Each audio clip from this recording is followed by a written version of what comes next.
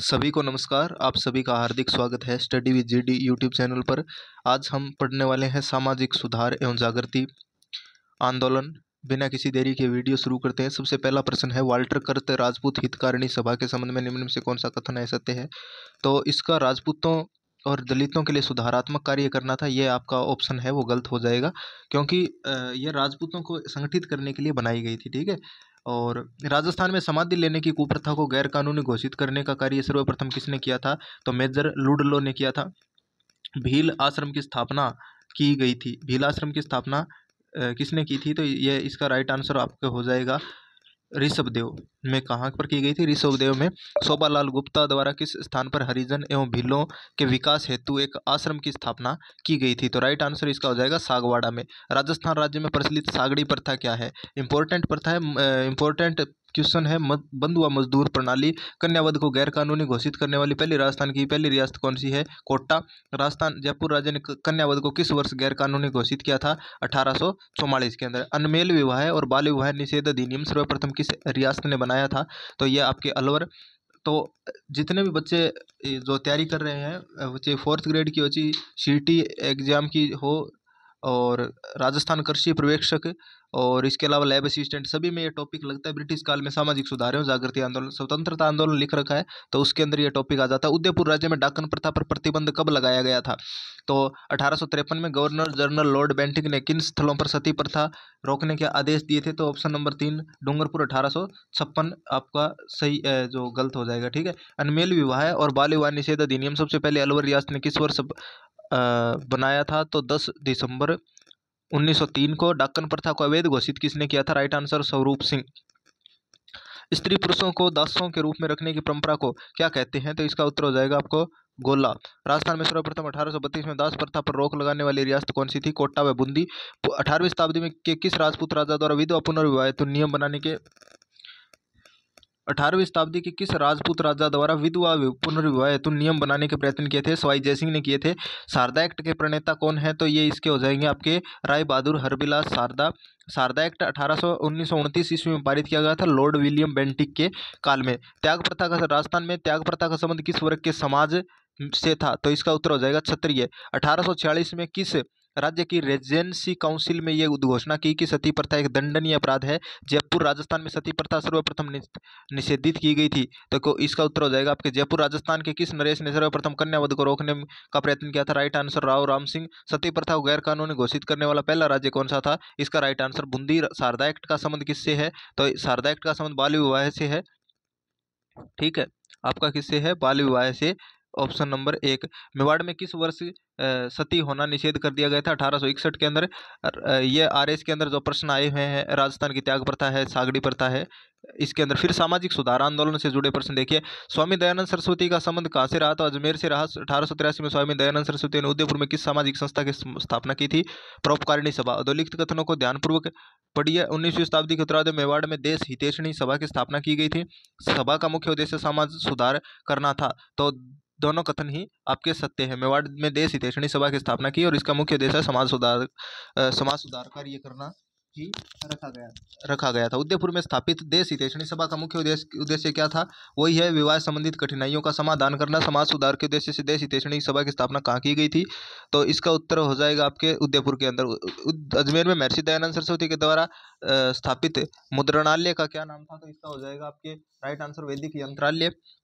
स्वामी दयानंद सरस्वती पहली बार 1865 ईस्वी में किसके अतिथि के रूप में आए थे? तो इसका राइट आंसर जैसलमेर। राजस्थान हरिजन सेवक संघ की स्थापना किस वर्ष हुई थी? करौली। इसका राइट आंसर हो जाएगा हरिजन सेवक संघ की स्थापना किस वर्ष हुई थी? अजमेर 1934 में। 1935 में डूंगरपुर में किसके द्वारा हरिजन सेवा समिति की स्थापना की गई थी? भोगीलाल पांडे। राजस्थान में कहाँ वैदिक यंत्रालय छापाखाना स्थापित किया गया था? राइट आंसर अजमेर के अंदर। उस संस्था का नाम बताइए जिसका गठन स्वामी दयानंद सरस्वती ने उदयपुर में किया था, लेकिन कालांतर में यह अजमेर स्थानांतरित कर दिया गया। परोपकारिणी सभा। उदयपुर में परोपकारिणी सभा किसने स्थापित की थी? स्वामी दयानंद सरस्वती। देश हितैषणी सभा को कब स्थापित की गई? तो इसका राइट आंसर हो जाएगा 2 जुलाई 1877 को। अप्रैल 1930 में बाल विवाह निरोधक कानून के प्रणेता कौन थे? राय बहादुर हरविलास। और इसके अलावा शारदा एक्ट के प्रणेता राय बहादुर हरविलास शारदा थे। और इस समय जो गवर्नर जनरल थे भारत के, वो कौन थे? Lord William Bentinck. इसके अलावा आपका सामाजिक और राजनीतिक चेतना के लिए स्वामी दयानंद सरस्वती ने राजस्थान की पहली यात्रा कब की थी? राइट आंसर जुलाई 3 जून 1865 में। मेवाड़ में आर्य समाज की स्थापना किसने की थी? विष्णुलाल पांड्या ने। उदयपुर में देशी तैषणी सभा गठन किसने किया? महाराणा सज्जन सिंह ने।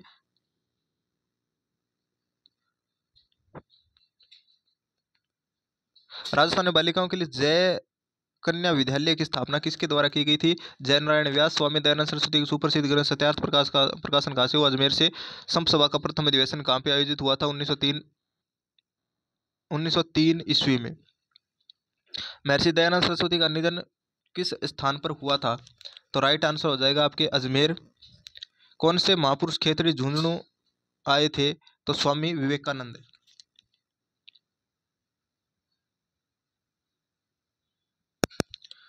उदयपुर में स्वामी दयानंद सरस्वती द्वारा स्थापित सामाजिक संस्था जिसका अध्यक्ष मेवाड़ के महाराणा सज्जन सिंह को बनाया गया था? राइट आंसर हो जाएगा परोपकारिणी सभा। राजस्थान के प्रसिद्ध इतिहासकार जो एक समाज सुधारक भी थे हरविलास शारदा।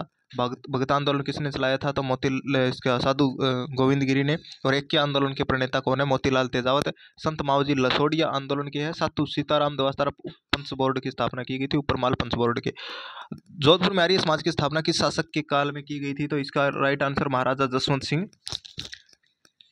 महाराजा जसवंत सिंह द्वितीय वाल्टर कर्त राजपूत हितकारिणी सभा का गठन कब किया गया? 1879 ईस्वी में। ठीक है, आगे चलते हैं अगले प्रश्न की तरफ। आपके इसके जो प्रभाव है 1857 की अंग्रेजों के जो राजस्थान में प्रशासनिक प्रभाव रहे थे वो उससे जो 1857 की नमक संधि के अनुसार जोधपुर 1870 की नमक संधि के अनुसार जोधपुर राज्य के द्वारा ब्रिटिश सरकार को कितने उत्पादन केंद्र पट्टे पर दिए गए थे? 4। ब्रिटिश सरकार द्वारा अफीम रॉयल कमीशन का गठन कब किया गया था? लैब असिस्टेंट 2019 और कॉलेज लेक्चरर हिस्ट्री में प्रश्न आया 1893 ईस्वी में। गंगा नहर का उद्घाटन किसने किया था? राइट आंसर हो जाएगा इसका लॉर्ड इरविन। ब्रिटिश काल के दौरान राजस्थान में खरड़ा क्या था? तो खरड़ा क्या होता था? यह होता था आपके श्रमजीवी जातियों से वसूली जाने वाली एक राशि होती थी। और गंगा नहर के निर्माण के समय जो राजा थे वो कौन थे? महाराजा गंगा सिंह। ये भी आपको ध्यान में रखना है। मध्यकालीन राजस्थान में नील की खेती के लिए निम्न में से कौन सा स्थान प्रसिद्ध था? बयाना भरतपुर। किस वर्ष में सांबर झील के नमक पर ब्रिटिश एकाधिकार स्थापित किया गया था? 1869 में। महाराजा श्री उमेद सिंह मिल्स लिमिटेड किस वर्ष स्थापित की गई थी? महाराजा श्री उमेद सिंह मिल्स लिमिटेड किस वर्ष स्थापित? 1939 में। राजस्थान का प्रथम वस्त्र उद्योग स्थापित कहाँ हुआ था? ब्यावर के अंदर। निम्नलिखित में से किस नमक झील पर जयपुर और जोधपुर रियासतों का अधिकार था? सांबर झील। राजपूताना एजेंसी राजस्थान में ब्रिटिश भारतीय साम्राज्य की राजनीतिक कार्यालय था, इसका मुख्यालय कहाँ पर था? इसका राइट आंसर क्या हो जाएगा आपके? माउंट आबू में। बालद क्या है? बिणजारों का वह बैल समूह जिसकी पीठ पर माल लादकर बिक्री हेतु लाया जाता है। विक्रम संवत 1956 के अकाल सपनिया काल के मुख्य लक्षण क्या थे? तो राइट आंसर हो जाएगा 1, 2 व 3। पेयजल की अनुपलब्धता, चारे की अनुपलब्धता और भोजन की अनुपलब्धता। भयंकर अकाल जो राजस्थानी लोगों में छप्पनिया का अकाल कहा जाता है 1800 से 1900 ईस्वी के मध्य पड़ा। जयपुर राज्य और ब्रिटिश सरकार के मध्य नमक संधि किस वर्ष हुई? तो इसका राइट आंसर हो जाएगा आपके 1869। राजस्थानी प्रथम रेल मार्ग 19 किस वर्ष खोला गया था? 1873 में। चलिए चलते हैं आगे। तो ये अपना पूरा टॉपिक इसके साथ ही कंप्लीट होता है, राजस्थान के प्रशासनिक प्रभाव। फिर इसके बाद में एक आपके जो जनजागृति प्रजामंडल आंदोलन और एकीकरण वाला टॉपिक है वो इसके बाद में कवर कर लेंगे। चलिए मिलते हैं नेक्स्ट वीडियो के साथ, तब तक के लिए धन्यवाद। Thank you so much.